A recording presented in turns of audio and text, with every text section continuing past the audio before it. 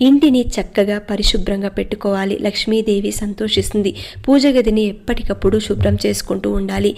పరిమళం వెదజల్లేటువంటి పూలతో పూజ చేసుకోవాలి. మనసుకి హాయిగా ఉంటుంది. కొబ్బరికాయ తప్పనిసరిగా పెట్టుకోవాలి. కొబ్బరికాయని శ్రీఫలం అంటారు. అంటే లక్ష్మీ ఫలం అత్యంత స్వచ్ఛమైనది కాబట్టి దీన్ని ఇంట్లో ఉంచుకుంటే లక్ష్మీదేవిని ఆహ్వానించినట్టు అవుతుంది.